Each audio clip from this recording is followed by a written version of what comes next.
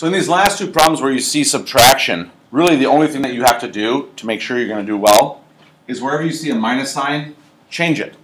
So I see a minus sign between the two fractions. I'm going to change it to plus the opposite. And I'll do the same for number 7. Instead of having a minus in between, I'll go plus the opposite. And so that's really the only thing you need to worry about with your subtracting. That's really it. In the number 6 problem, what I see is that the denominator on the left is missing the x plus 1. So I'm going to multiply this fraction by x plus 1 top and bottom. The bummer is that on the right, I'm missing 2 parentheses. So I'm going to multiply the right-hand fraction by 2 things. I'm going to multiply by the x minus 3, top and bottom, and by the x plus 1. I mean x plus 4, pardon me. Both.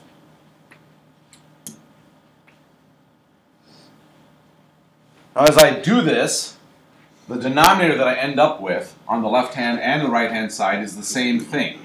So the common denominator that I get is going to have all 3 of those parentheses. The x plus 1 parentheses, the x minus 3 parentheses, and the x plus 4 parentheses, because now both fractions have those.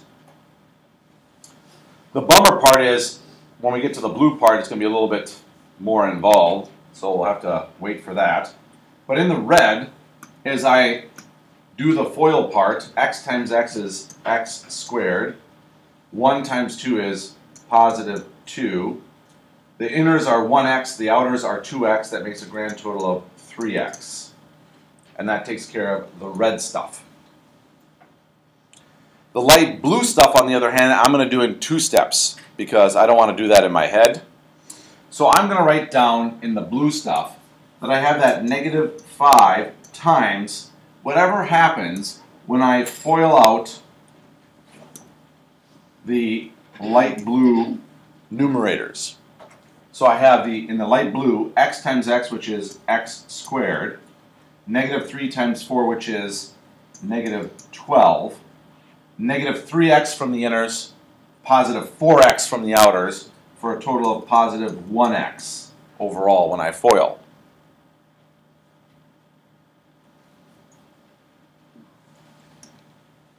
As I rewrite the numerator, I'm going to keep the same colors. So I have x squared plus 3x plus 2 that I had before in red. But now I'm going to distribute that negative 5 that I see on the outside of the blue junk to everything on the inside, which means I have minus 5x squared now, minus 5x plus 60. And all of that is over my common denominator of the 3 parentheses x plus 1, x minus 3, and x plus 4. And at this point, that's when I start to talk about those common factors again. So I have for the common factors the x squareds, I have the x's, and I also have the constants. So in my final answer here, the way that I would write it is the numerator would have x squared and minus 5x squared, which is minus 4x squared. I would have 3x and minus 5x, which is minus 2x. And then I would have positive 2 and positive 60, which is positive 62. And all of that would be over the 3 parentheses that I had written down before, which were the x plus 1, x minus 3, and x plus 4.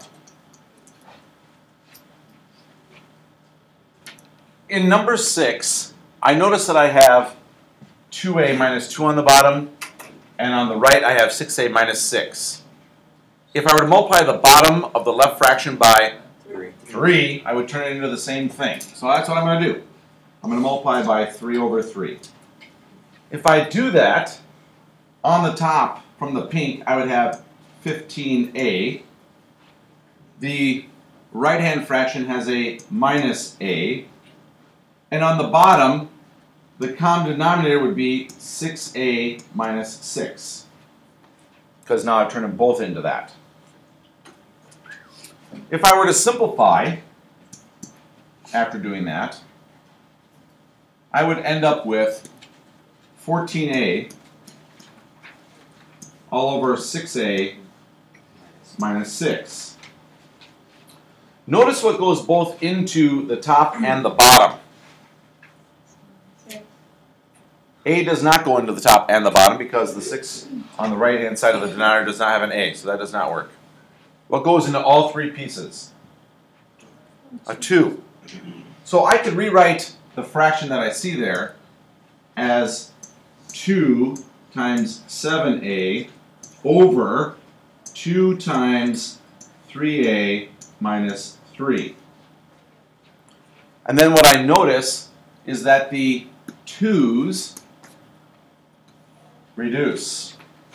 So that my final answer, when I'm done, for this particular problem, would be 7a all over 3a minus 3.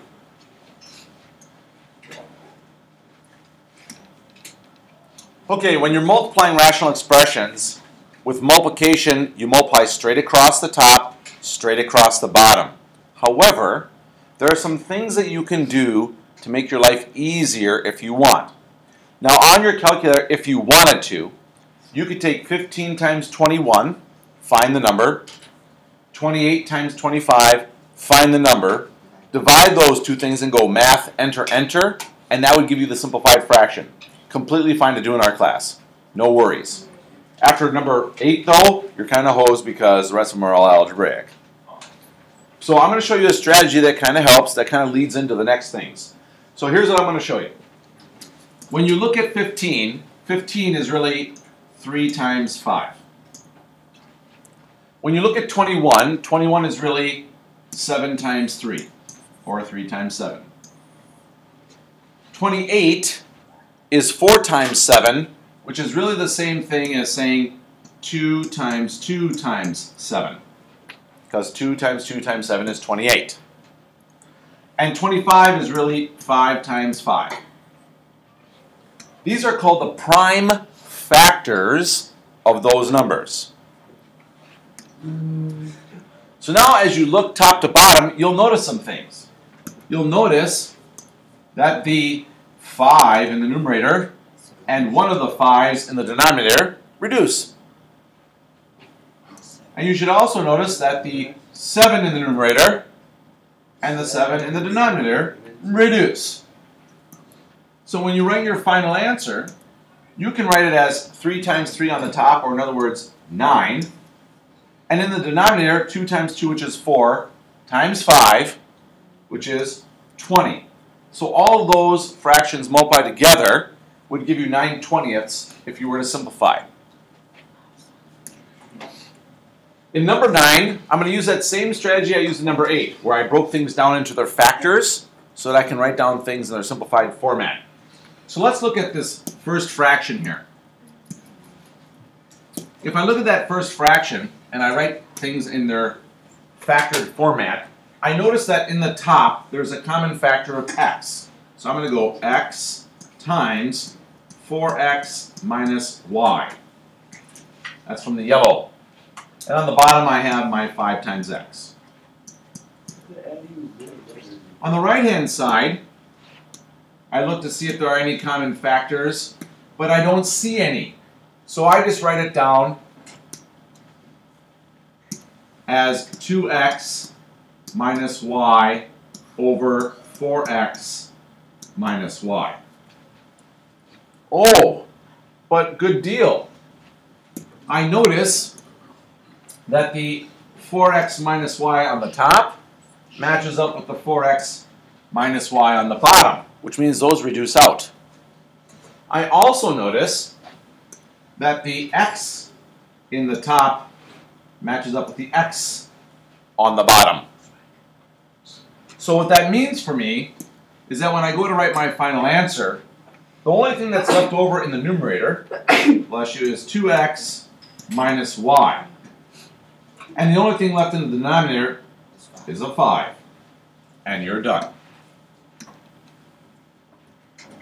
So at number 10, I've highlighted the numerator. We're going to have to factor that. And the denominator of the second fraction will be a factoring by grouping. I separated those out by colors. I'm going to leave the whole first fraction as it is because it's already as simple as it gets. In the numerator, in the yellow, if I factor that, I will end up with x and x to give me the x squared. And in order to get the negative 3, I'm going to go with minus 3 and plus 1 because that will also produce the negative 2x. So x times x was the x squared. Negative 3 times 1 is the negative 3. Negative 3x from the inners, positive 1 from the outers gives me that negative 2x in the middle. Down below, the first highlighted thing, the green highlighted thing, if I pull out the common factor, I see a common factor of x squared, meaning that left over, I will have an x and a minus 1. From a long time ago, we learned that in factoring by grouping, if factoring by grouping with 4 terms is going to work out, the second parentheses has to be exactly the same as the first one. So this second parentheses also has to be x minus 1. Which means in order to make that work, I would have to factor out a negative 4. Because negative 4 times x is that negative 4x in the orange, and negative 4 times negative 1 is the positive 4 in the orange.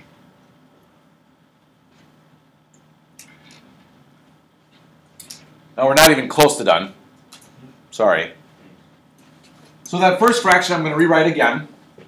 It's the x plus 2 and the x minus 3. The numerator I'm going to write again. That's the x minus 3 and the x plus 1. And now the denominator, when I simplify it a little bit, what I will see is that common factor of the x minus 1 I write down. And then in the second parentheses, I write down everything else that I didn't put in that first one. The x squared and the minus 4.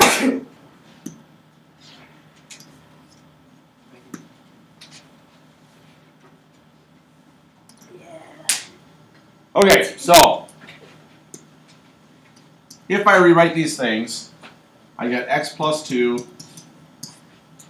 over x minus 3 times, the numerator stays, x minus 3, x plus 1.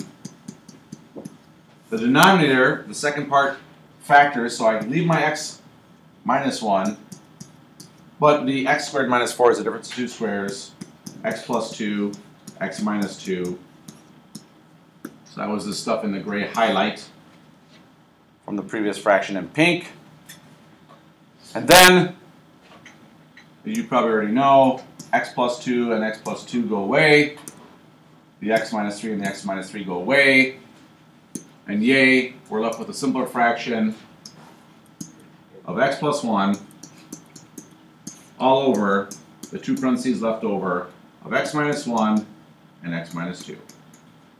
So in the orange is our final answer. In number 11 through 14, all those numbers, those 4 problems, division is exactly the same as multiplication, except you flip the second fraction and then multiply. That's it. So in number 11, I'm just going to rewrite it to start out with. Instead of the way you see it there,